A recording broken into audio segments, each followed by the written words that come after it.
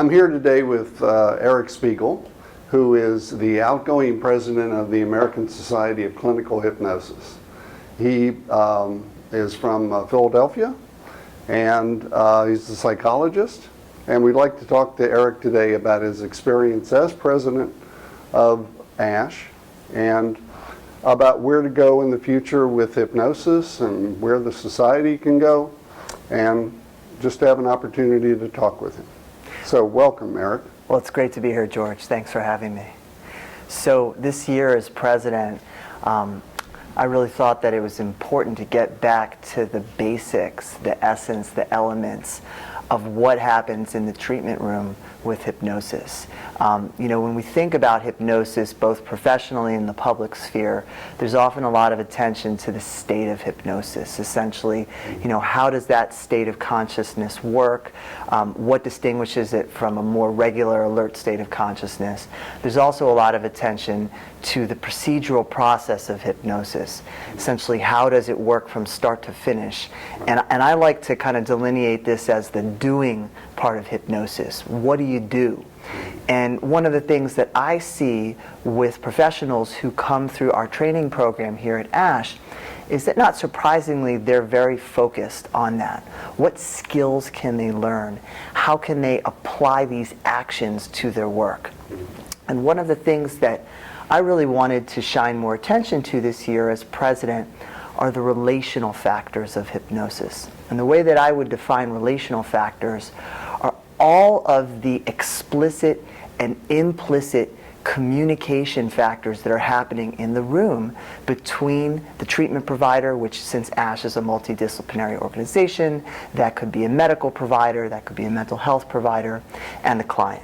And what's important for people to understand about that is a very, very sensitive two-way process of communication. And people don't think about that. They think, okay, patient's going to come in the room, they've got a problem, they're seeing a treatment provider, the provider's going to help them address it in some way. They might use hypnosis as a tool of treatment. And as a psychologist, I really like to put on my psychologist hat when I think about how I use hypnosis in my treatment, because the first thing that I'm paying attention to is something in hypnosis that we refer to as utilization. And basically the way that utilization works is that you just utilize what's present in the room. And this is something that any provider does if they're sophisticated and attentive in their work. And it's any provider in medicine, in psychology, in social work, in nursing? Well, it's a great question. So it's any provider who is either trained or is intuitive enough to this. But what training in hypnosis does is it helps teach you how to be intuitive to this process. And I can tell you more about how it works, what you're looking for. Okay. Tell me more, Eric. All right. So, go ahead. Essentially, what happens is that, when you're present in a room with your client, and I'm not specifically referring now to hypnosis, but I'm going to talk about why hypnosis is so useful in this endeavor. When you're present in the room with your client, there are so many levels of listening that are happening, George. So you have the listening to the content, and that's what I think providers typically think about. What is my patient telling me? What's the information? What are the diagnoses? What are the symptoms? I think this is more of a traditional medical model of treatment. But there's so much more that's happening. There is how someone is expressing themselves. What are their emphases on language? What words do they use to describe themselves? There's the process of how it feels to be in the room with them. How is their nonverbal presence with you? Is it aggressive, assertive, passive? Are they engaged with you? Do they seem more distant? So you have all of these factors happening, And then, you also have the embodied factors, which is essentially how do they relate with themselves bodily, somatically? Because, we think about relationships often interpersonally, but people also relate with themselves internally. And so there's a relationship between mind and body, between outside and inside, right? Thoughts and feelings. Inherent in your response, though, is that hypnosis helps teach the provider, regardless of their field and discipline, a different way of noticing, a different way of listening, Exactly. a different way of exploring. Exactly. Yeah. There's a term for this. It's called attunement. And it's a term that, is multidisciplinary. It got its origins in psychotherapy, but it's a term that really is an apt fit for what the hypnotic process is. Because essentially, with attunement, what we are doing is we are listening across multiple levels to what our clients are telling us. There's a neuroscientific and neuropsychological revolution. Alan Shore talks about right brain to right brain communication. There's been the term entrainment, which is that there's this whole nonverbal, unconscious, interactive communication process. And when we're trained how to listen to that, which is what I think hypnosis inherently teaches us to do, now we can harness that kind of attuned listening. And I'd love to tell you about what I think helps make hypnosis effective in that endeavor, in addition to the listening process. Go ahead. Okay. So one piece of it is how we listen to what our clients are telling us. But a second piece is how we help them direct their attention. And essentially, the definition of hypnosis on a state level is a state of absorption or focused attention. And inherently, when you have a state of focused attention or absorption, by default, you're focused in on one specific thing. So right now you might be looking at me, or whoever's watching this video might be looking at me. You might not be paying attention to what time it is or what you have to do next, or you might be really bored watching this video and you might be very aware of that. But the point is that we help our clients to harness that attention. And the other piece of that is when you're not paying attention to something, there's an aspect of dissociation. You're essentially tuned in on the one hand, and you're tuned out on the other hand.